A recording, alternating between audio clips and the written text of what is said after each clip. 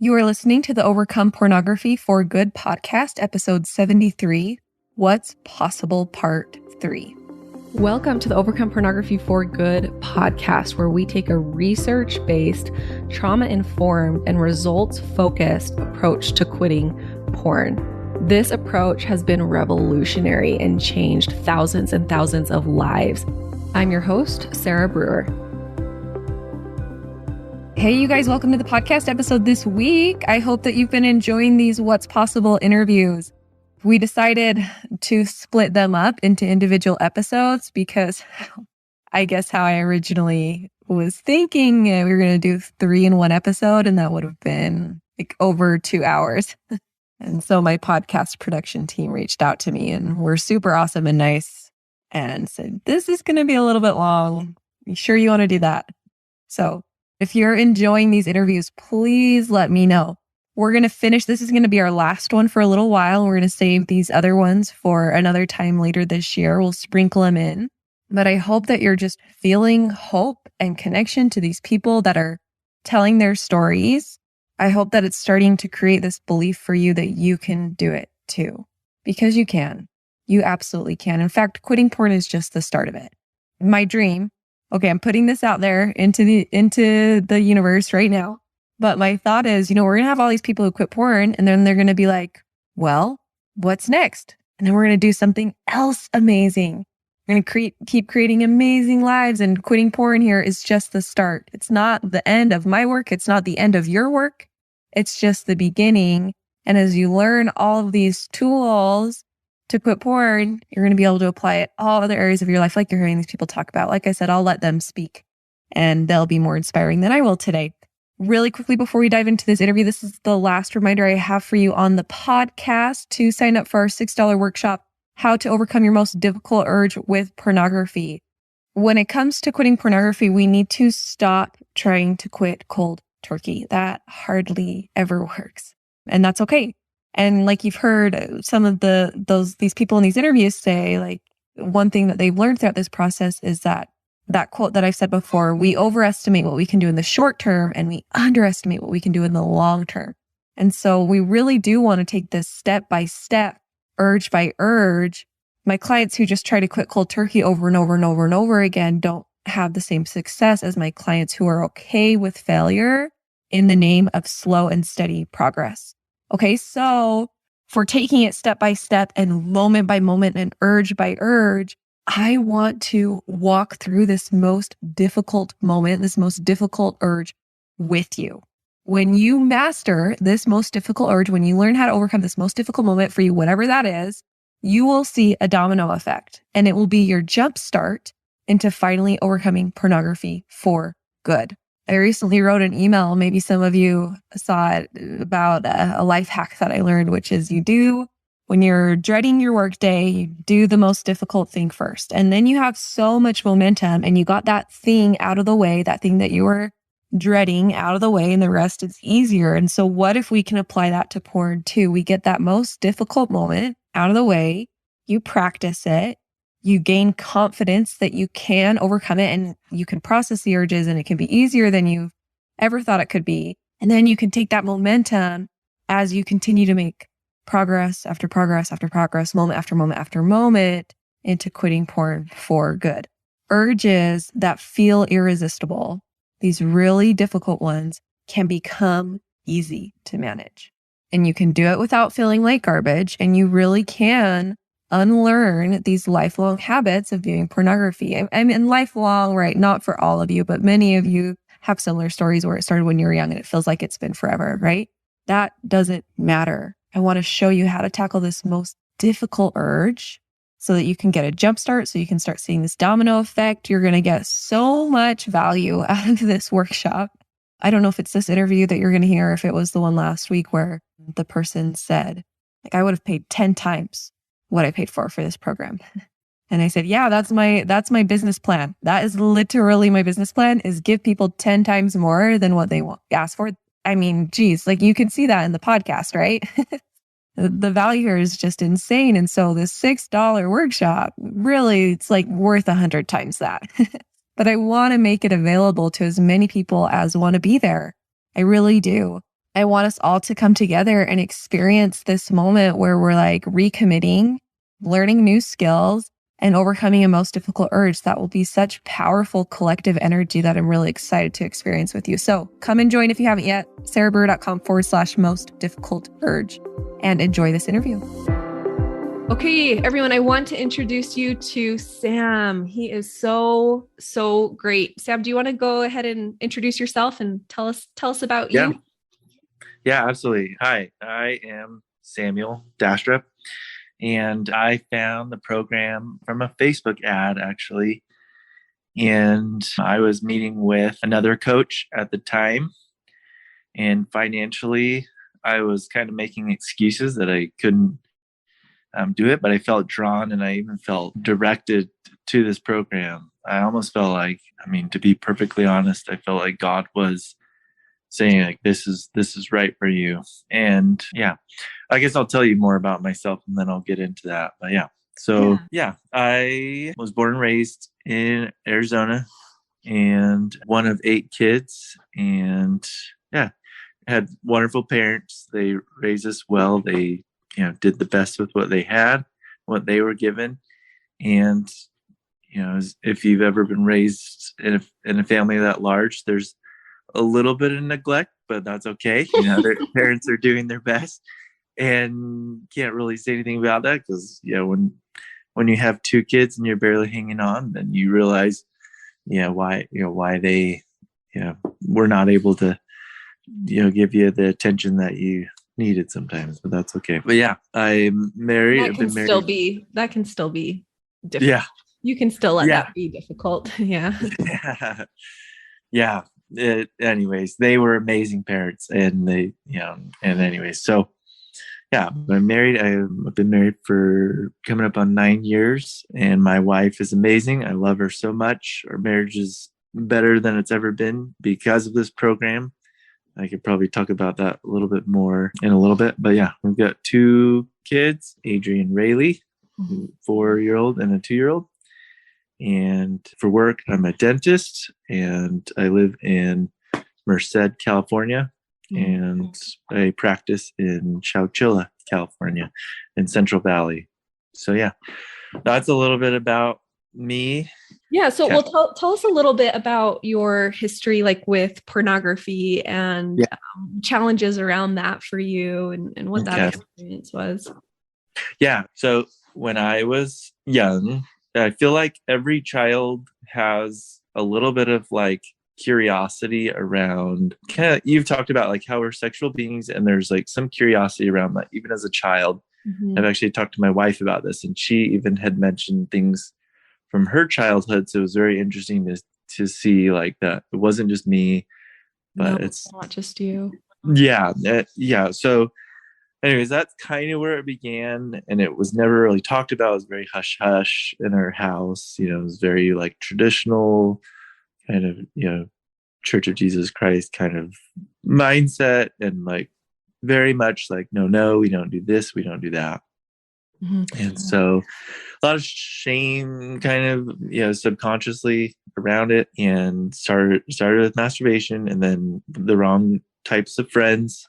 And they introduced me to pornography. It was probably 11 or 12 when I first started to see some things. There was just any opportunity, like something in the mail, a magazine that was like the underwear section or something, just things that like I would see, and then I never was addressing it. I just felt shame. I was just shame and willpower, and shame. And yeah, I dealt with a lot of that all the way up until my mission. I had the whole talk with the bishop and like clean up real quick and then go on a mission, and no pornography use on the mission, but still had masturbation issues, and had talked to the mission president and willpowered through it the whole mission, and was clean like the last 6 months of my mission, and then like quickly fell right back into it. I guess this is like everyone's story, right? It's probably the same for pretty much everybody. What I appreciate you like sharing too, like it's just so helpful. One of the best ways to help with shame is to hear that other people have done this too, and that you are not the only one. So many. Yeah. I mean, I have many friends who are in similar circumstances, who we are in a place where we can have those conversations. And I'm also trying to like preach this the Sarah Brewer, like, you gotta meet with it, you do this program, and they're doing other programs, which is fine. But I'm like so sold on it. I'm like, you gotta just try it, and sending them podcasts. Anyways, but it's true. They're in the same boat, same story, lots of shame, lots of willpower, and never worked, right? Go figure. Beating yourself up never actually worked. So what? Crazy. so yeah. Yeah. So you struggled with it young, growing up, lots of willpower, lots of shame, which, by the way, I just want to say all the studies show now that we have is that the best way to protect our kids from porn, unwanted porn use, is sex education, period. Yeah. Like, we think if we don't tell them about it, right, they'll stay away from it. But right. The more we talk about it, actually, the more protected they are. Because like you said, curiosity. I'm just curious. Yeah. So, yeah. And then you went on your mission, kind of willpowered with your mission. Yeah. Went on the mission, came home, straight into, dating. And, within 6 months, I was already starting to have struggles again into pornography and masturbation. Mm-hmm. And, I always told myself the lie that, like, oh yeah, when I'm married, like, it won't be an issue anymore.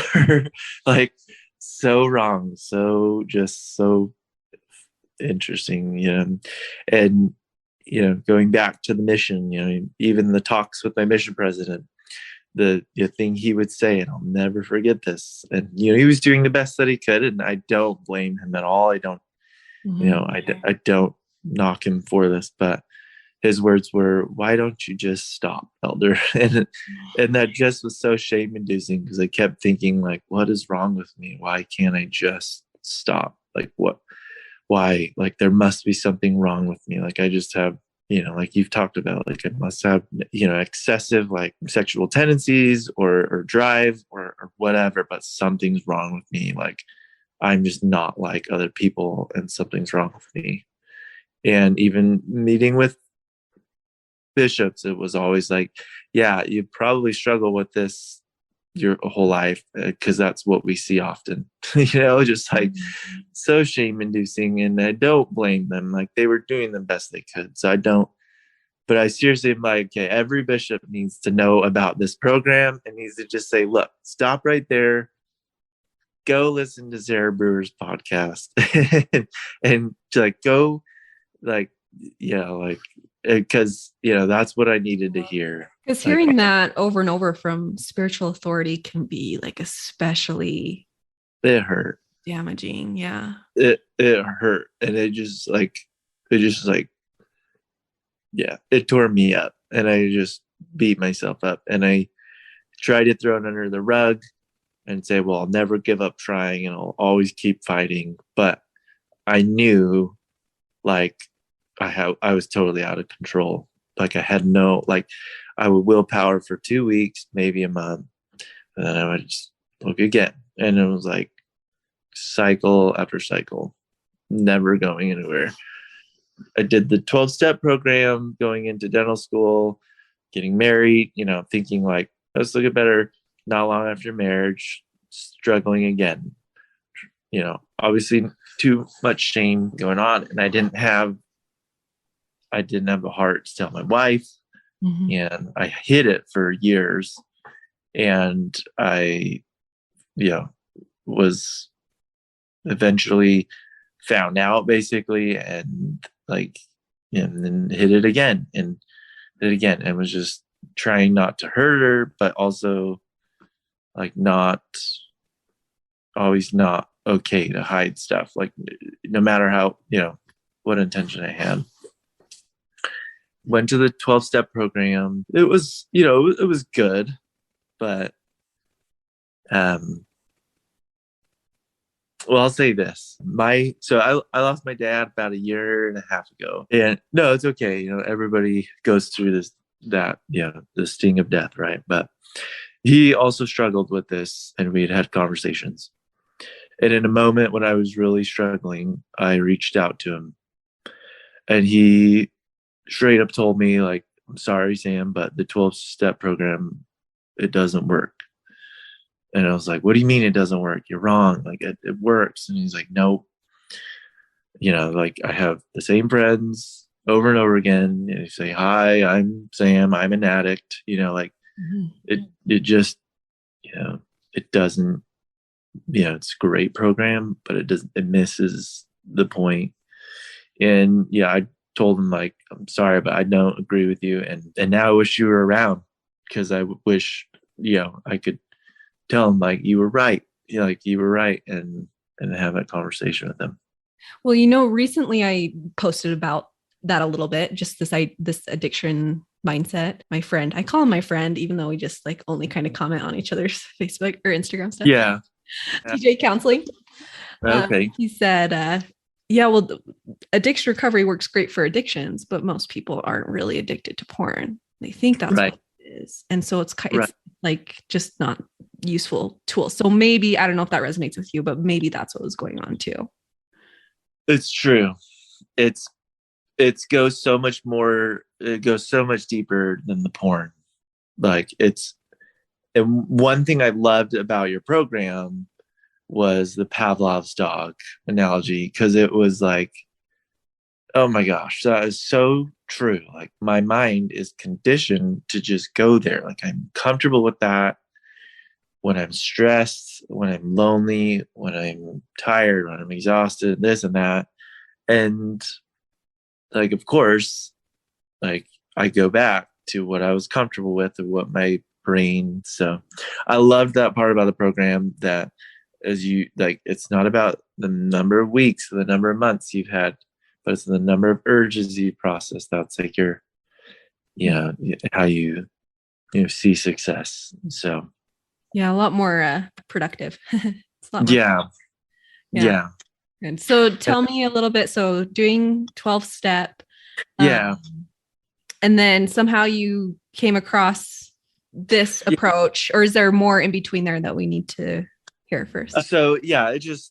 My wife would occasionally just ask, like, how are you doing with porn?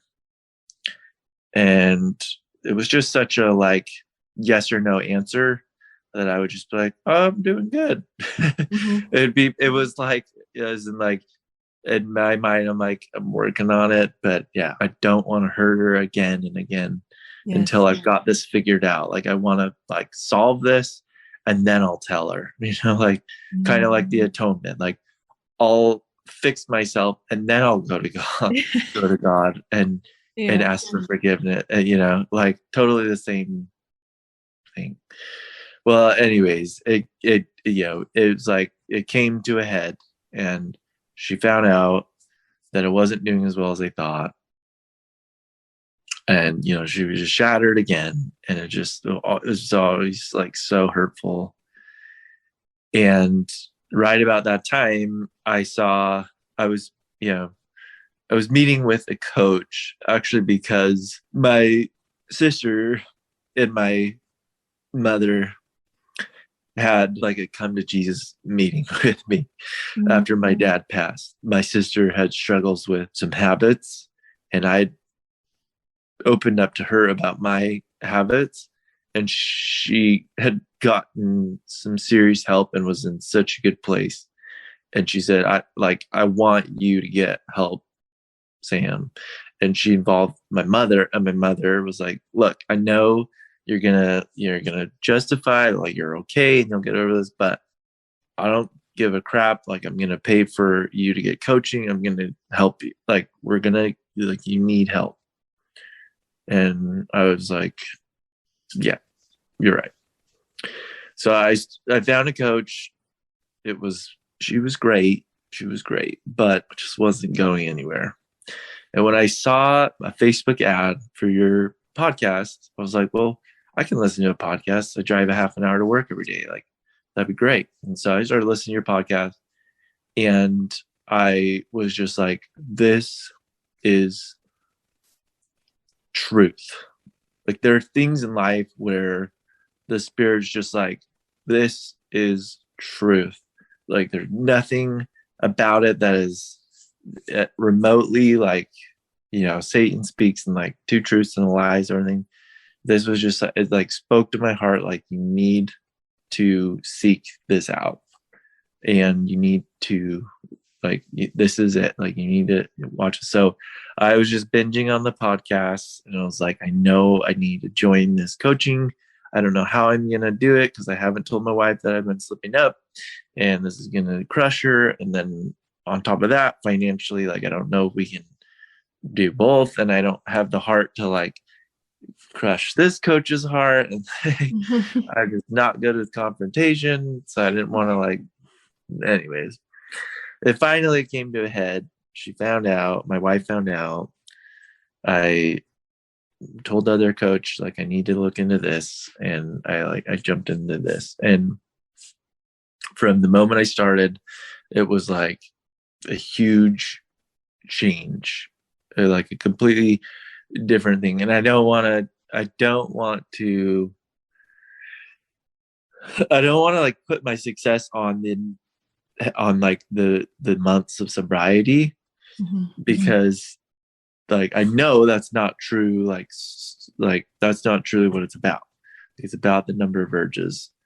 But I can't deny that, like, I've never had this kind of control in my entire life. I first went 4 months straight with no slip ups. I had a minor slip up, and now it's been 6 more months. It's been like, in 20 years, I've never been in a place in life that I felt this good in 20 years. Like, from the moment I first was struggling with, masturbation, and then eventually pornography, in 20 years. And that's massive. Like, that for me, that's massive. That gives me chills. Yeah. For me, it's like, okay, I don't even care, about anything else. That right there tells me, like, this is, but it wasn't this, the time, like, the time didn't even really matter. It was that for once in my life, I didn't feel out of control. Like, I've always felt like I had no control over the situation. And for once, I feel like I am like gonna do this, like, I'm gonna get there. And so anyways. And probably like that slip up you had after 4 months, like that wasn't like, oh crap, now I have to start over. Right. It's really been 10 months of like really amazing success for you. And that's just pushed you and helped you more. Yeah. In my mind, I can feel my mind being conditioned, like reconditioned. I can feel the urge like lessening. I can feel, I still have those urges, but it's not like I just have to get into this or it won't go away. It's not like that anymore. It just isn't, and like, it's just not, it doesn't have that pull like it did, and that's massive. Yeah. So I'm still working on it. Tina and I have been talking about like the next step, but beautiful. That's amazing. So tell me a little bit, what were some of those big breakthroughs that you had that helped you get to this point? Yeah. So we focused on the urge milestone first. And that was honestly like the majority of it was urges.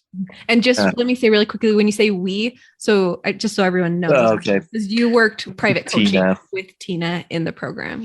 Yeah, with Tina. And sorry, one more thing, just for those who don't know or haven't heard me say, right, in the program, you can come in and do the work yourself, which you've heard some people who in these interviews that I've been doing talk about that. And some people who also work with a private coach alongside, they both have great benefits. And that's just the path that you took. So just wanted to clear that up. Yeah. And so Tina, I am very much a all or nothing kind of person.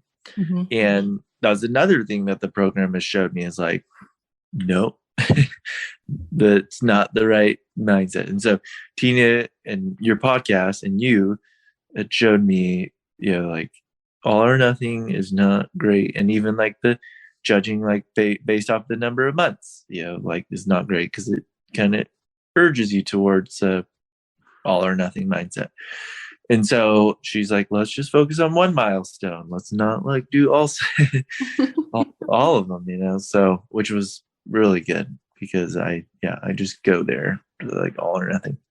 So we focused on urges and just doing and like counting them. Like the app, I started counting the urges, and I started like, I wasn't so good at the stop, drop, and breathe. I'm still working on that even. And even just like I was thinking I was like processing, but I was really kind of still like over analyzing and almost willpowering slightly instead of dropping straight into my emotions and like stop, drop, and breathe. And so like I've that's been like the process, but I was working on that, and that made a huge change. And then she saw like a critical area of my life that had nothing, well, not nothing, but had seemingly nothing to do with porn. And that was my job. I was in probably a worse place than the pornography, to be honest, with my job, because I, for one reason or another, was being extremely critical about myself and about the quality of my work. And I'm a perfectionist, and that's like a dangerous thing, like, and I compare myself to my brothers. They're both dentists, and I actually work for my brother. And anyways, I knew my numbers, my production numbers and theirs, and I would just doubt myself and beat myself up. And if I'm like so hard on myself about if patients are completely satisfied with me, and I would just come home just like beating myself up, and I would be a wreck, and it would just lead to worse, like when psychologically you're not in a good place, like your performance goes down, right? And Tina helped me see like, okay, we need to step away from the urges, and we need to go into belief system. And so we started working on that, and my whole life changed dramatically in a short period of time, from like dreading work, doubting myself, hating myself, it like really just struggling to keep it together, kind of wanting to erase myself, like not actually going to go there because I wouldn't ever leave my family destitute like that, but not wanting to live anymore, like in that place. And it went from that to like better than I've ever been. Like I do not dread work anymore. I am able to drive to work and say, there's going to be some crap today and it's going to be stressful, but I am a great dentist and I know how to do good quality dentistry, and I'm going to get through it. I always do. I'm going to do my absolute best, and I'm going to provide quality care. And like things just totally flipped like 180. Wow. And now I'm trying to take that and use that same methods that I use there to get to the next level of my urges in like public settings, something where I'm just like stuck in this fight or flight mode where I can't get away from the urges. They're like everywhere, and I'm trying to get to that next level of processing. So, wow. I love it. How did that experience with your job? Did it have any relation to pornography and urges? Because you said like it didn't look like it had any relation, but have you seen any during that? I mean, I would be lying if I didn't say that the pornography stole a massive part of me, like spiritually, my confidence in my marriage, in myself, in my priesthood callings, and all of that. And so, yeah, it does apply in a way if I'm bringing that lack of confidence already to work, already kind of doubting myself in that regard, I'm going to doubt myself in other places like work. So yeah, it does come around full circle if I were to be honest. And so, yeah, I feel like, yeah, they are connected in a way. Yeah. Think that we're coming in to quit porn, but you also come in and you get to learn how to love your job again. Yeah, that right. That was the bigger, honestly, like that. And it goes so much further than that. Like now I have more capacity to love my children when I come home because I'm not bringing that home. Like I am not snapping at them. I'm like more patient with them, with my team at work, with patience, like because I love myself again. Like I've just hated myself my whole life. I know nothing more than to hate myself and loathe myself. And I didn't realize that or admit that, but yeah, I hated myself. And up until this, and I've had a lot of like trauma from my childhood, from bullying that went into this and into hating myself, and telling myself I'm no good. And for once in my life, I don't hate myself anymore. And that goes straight into like how I treat my children and the capacity to love them and teach them like it's okay to have, that sexual curiosity, and it's okay, and to have those conversations and then help them not be traumatized like maybe I was. And I don't fault my parents. They did a really good job. They did a lot better than what they were given. Mm-hmm. So yeah, what lucky kids. What a gift for them. Well, yeah, I hope so. Yeah, you can really screw up your kids.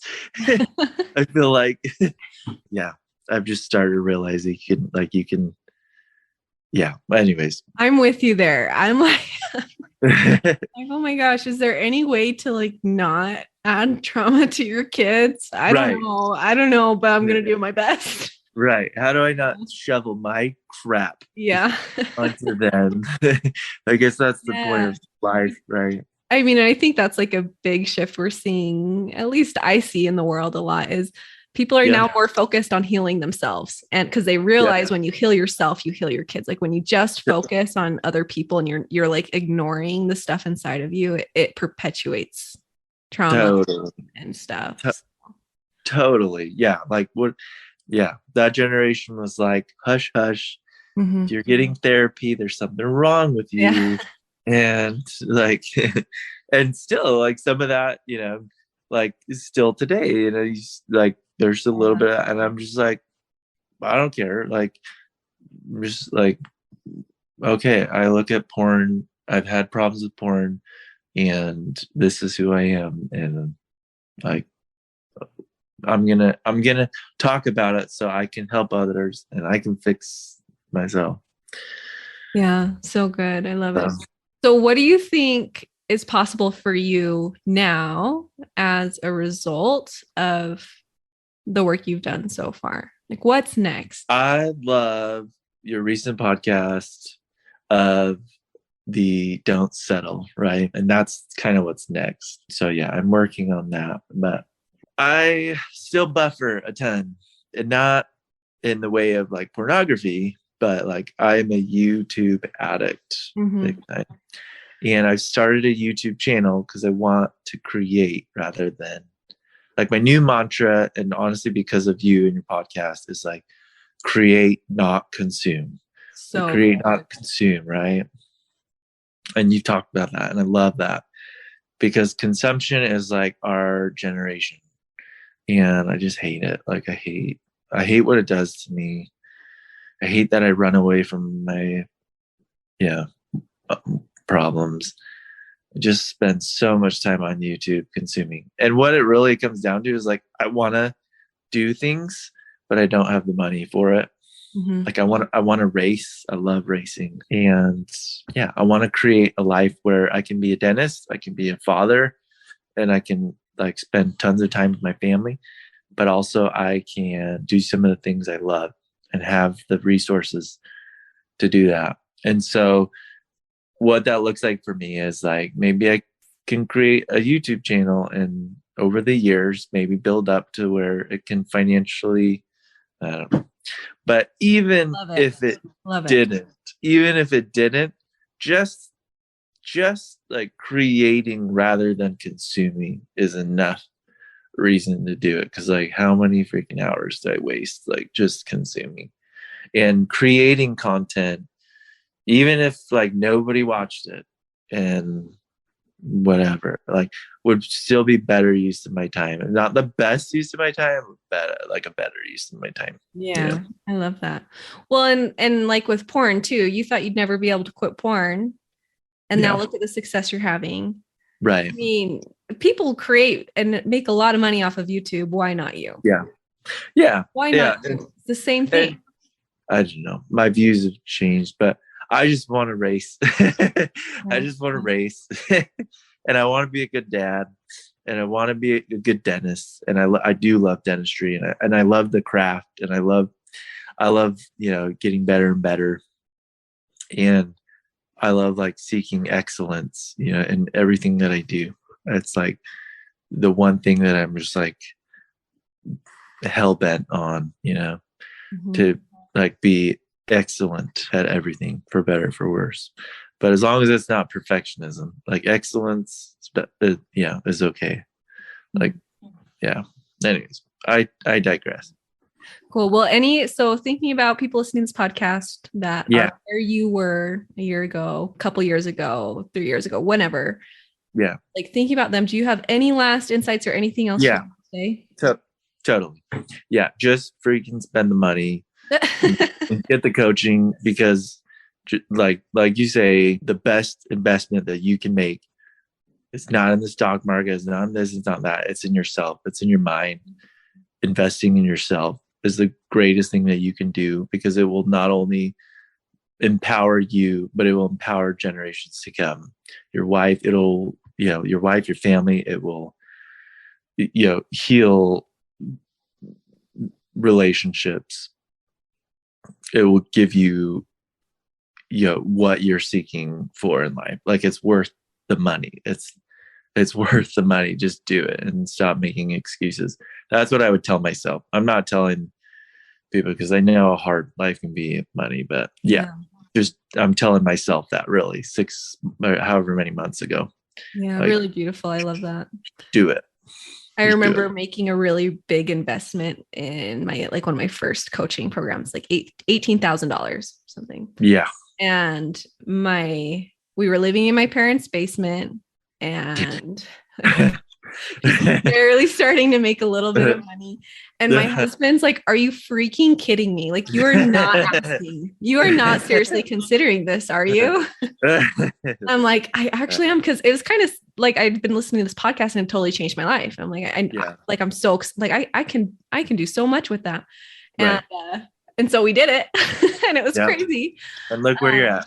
It was crazy. And going back, even my husband, he says going back, what I would tell myself is don't fight her on that. Like, this is going to be one of the best things you guys can do for your marriage, for your relationships. And then of course, for like what I do in the world now too. Yeah. That. So exactly. So I totally feel you there. And I've tried to make my program much more affordable than $18,000, but it's still, if you're not used to investing in yourself, it can feel like a lot, for sure. It's always going to feel like a lot. And honestly, your program is amazing, and it is more than worth the money. It is more than worth the money. And it's not even that expensive. Like, just do it, So anyways. That's my plug. Thank you. Well, and congratulations. And just like I said, thank you so much for showing up and sharing your story with people. So helpful for so many people. And thank you. Look where you are because of you and because of what you committed to. So hope you feel. Yeah. And thank you. I have a lot to owe to you and Tina, and really thank you guys, because I would be in the same mess. If it weren't for this program, I'd be in the same mess. Well, and I am continuing to tell people, I'm like, but remember, you're the hero here, because there are also like 25,000 people who listen to this podcast every single week. Not all of them are where you're at. Like, you're where you're at because of what you have done. I get to teach you, I get to give you the stuff, but like the results come from you. Yeah. And unfortunately, it took a whole hell of a lot of pain to get there. And I mean, like, not rock bottom, but like in, the pain that I caused my wife to push me, and the being pushed by my sister and my mom. But nonetheless, I feel like God directed me to this program. I really do. I really do. So that's how I feel about the programs I started with too. Yeah. That was God. Yeah. I really do feel that way. Yeah. Well, thank you. Okay. Thank you so much. Have a great Thank you, Sarah. I want to invite you to come and listen to my free training called How to Quit Viewing Pornography, even if you've tried in the past. If you like the podcast, you will love this free training. We talk about, number 1, how to not rely on willpower or phone filters so that you can actually stop wanting pornography. Number 2, how to guarantee that you won't fail no matter how many times you've tried in the past. And number 3, how to feel good about yourself while becoming someone who doesn't struggle with pornography. You can access this training at sarahbrewer.com/masterclass.